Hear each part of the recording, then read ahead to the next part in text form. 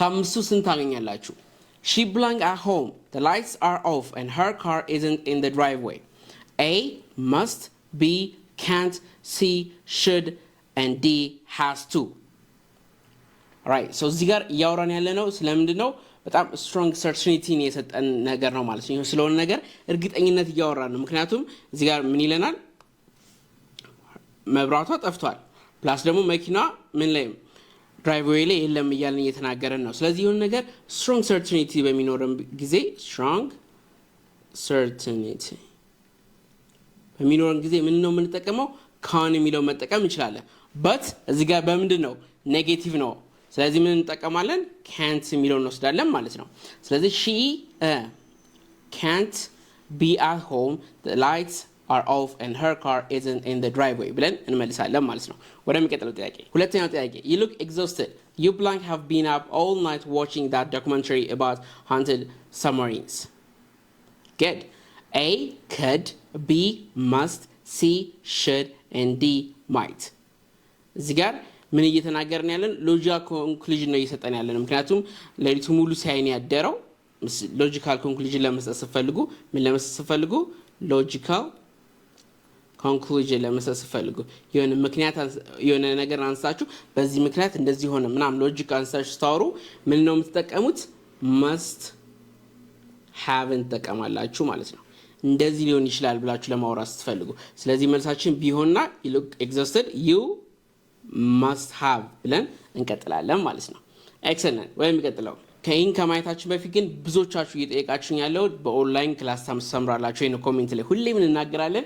ግን አሁንም ያላወቃችሁ ስላላችሁ yes በኦንላይንም በአካልም መማር ትችላላችሁ። በየትኛውም ሀገር ሆናችሁ በኦንላይን እንግሊዝኛን በቀላሉ መማር ትችላላችሁ። ይሄን ክሮስ ለመቀላቀል ባዮ ላይ ባለው ቁጥሮች ደውሉልን። he blank play 5 instruments by the time he was 12 and now he is a master at playing 10.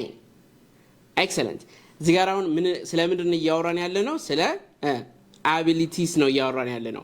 ስለ አቢሊቲስ ነው እያወራን ያለው። ስለምን? ስለ ችሎታ። ችሎታ ደግሞ ስናወራ አንዳንዴ ሁለት አይነት ችሎታዎችን እናወራለን። አሁን የምንችለው በፕሬዘንት ላይ እና ደግሞ ስላለፈ ነገር ማውራት ስንፈልግ ማለት ነው። but ምን እያለ ነው? he blank played 5 instruments by he was.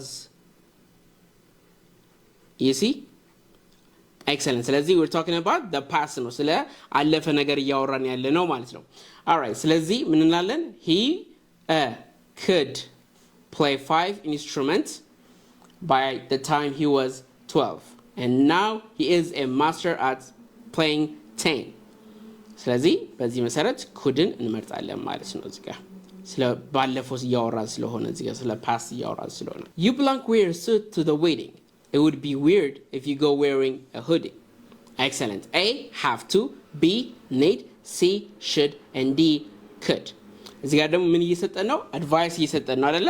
ሱት ለብሰህ ብትሄድ ይሻላል። ሁዲ ለብሰህ ከሄድክ ምንድነው ዊርድ ነው እያለ ነው። we're giving አድቫይስ እየሰጠን ነው ማለት ነው። አድቫይስ ለመስጠት ስንፈልግ ደግሞ ቤስት ኦፕሽናችን ምንድነው? should ይሆናል ማለት ነው። ስለዚህ you should wear a suit to the wedding ብለን እንመልሳለን። C is our correct answer. The last one. We blank take the highway, but if you are in a hurry, we blank take the shortcut. A, must. B, might. C, have to. And D, can. Which one is the right answer? Comment section ላይ እንጽፉ ይፈልጋለሁ። ቅድም እንዳልኳችሁ እንግሊዝኛ በአካልም በኦንላይን መማር ከፈለጋችሁ ባዮ ላይ ባለው ቁጥር ደውሉልን ወይ ደግሞ ታች ነው actually ታች ቀጥታ ዲኤም በዚህ ላይ ብታረጉልንም እናስተምራችኋለን ማለት ነው። And thank you for watching Brian English.